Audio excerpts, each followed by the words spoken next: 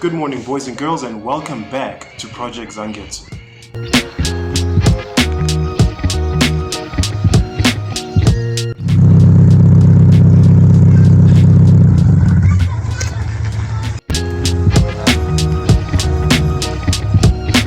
Alright guys, today welcome back to episode 9, I think, of Cars and Conversation. Today we're going to be featuring Doug Lang and his 2006 Subaru Impreza WRX Prodrive. The reason I leave this in all the time is because every time it's in, out, that inspection cap takes a hiding and just ends up damaging. Oh yeah, the clips are going to end up wearing. Yes, so they have already, and we can see it, the bump, we got to put something in behind it. Ah. While we're waiting.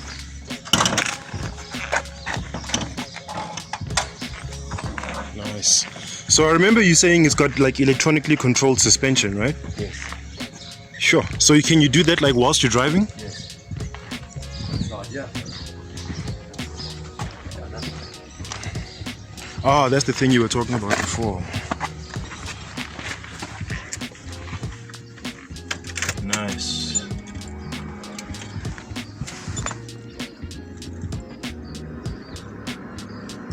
Sure. So you can do this while you're driving, eh? Yes. You don't need to stop to make changes. That's beautiful. Okay, we're on the way. Let's go. Is it? Nice. Okay.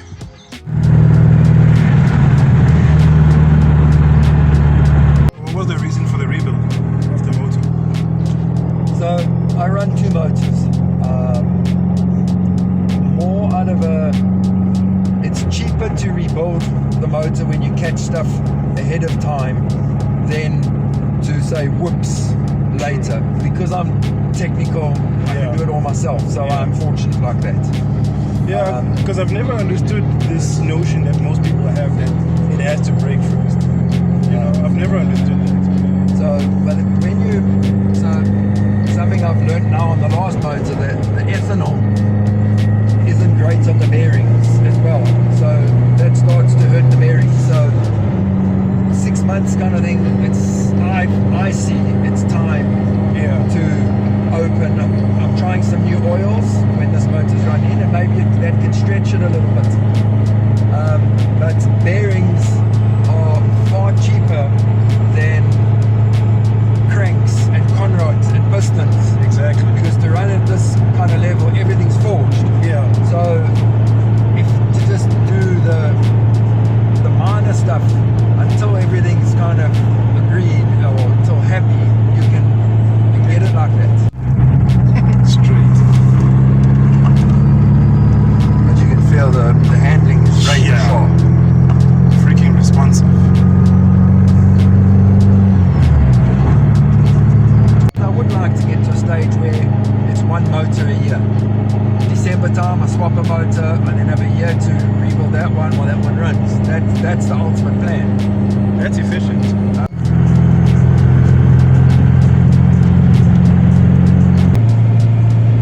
So the maintenance things to concerned about when it gets to that level, like what is it? Is it gaskets? Is it? When you go to rebuild, it's gaskets, yes, every time. I've learned not to use the metal gaskets called the MLS gaskets, which is like the standard. Correct. I now use a composite with a fire ring in the middle, a stainless steel ring that goes in the middle with a composite that clamps down. So it does seal better, but it also handles the performance side better. The idea was that the MLS don't like the heat. Yeah. So once it gets a little bit hot, It conducts. the gasket loses its form, and that's what helps with the starting to leak. Yeah, okay. So structural integrity that causes. Correct, the gasket's better. So it's gaskets and it's bearings. Yeah. That's the only two. If you catch it in time, you don't have to replace cylinder heads. You don't have to do pistons, rings if they're not badly damaged. Yes, you can do rings. I watch that. I have a look at the ring gap, and we go at it from that. Okay.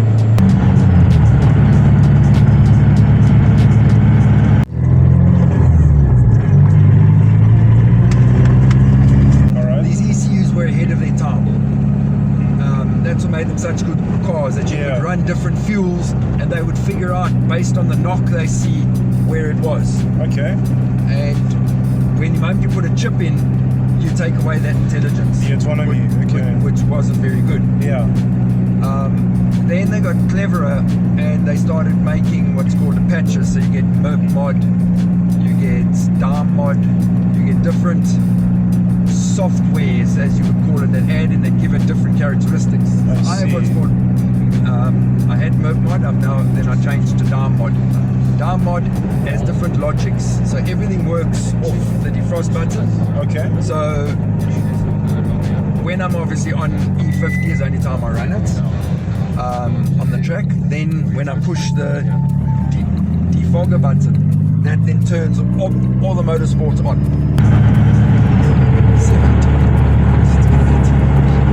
I see. And in E50, so that's anti-lag. Here it's spooling the turbo. Yeah. Well, it's keeping it up on spool to kill the lag. Yeah. I see. And when that's on, everything, then you have flat foot shifting, the whole car comes alive. Yeah. There's all the timings advanced, everything that is pure and only motorsport. That's beautiful.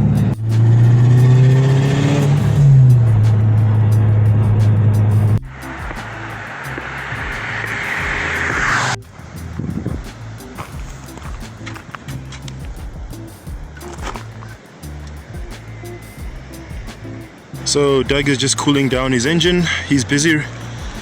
He's in the middle of a rebuild, so he's kind of running the engine in after installing a new one. So we're just taking a bit of a detour at the Val Dam to just take some photos and stuff and take in the scenery.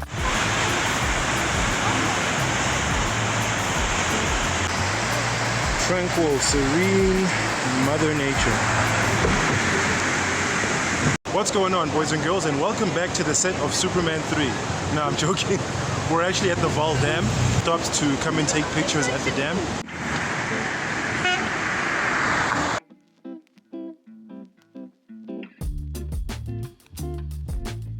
What I eat? There was a rat. Was it a rat? There was a rat. Yeah, there was a rat. Behind me, he wrote literally. I was eating some. It's going to stop you because you're in smoke. And I'm overrun. Okay guys, just a little bit of an update. Doug is just doing some tuning on his car, changing the map.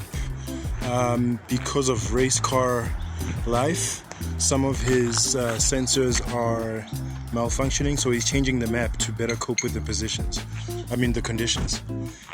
So one of them is his exhaust sensor, which seems to have suffered due to the heat, so he's just making some adjustments there.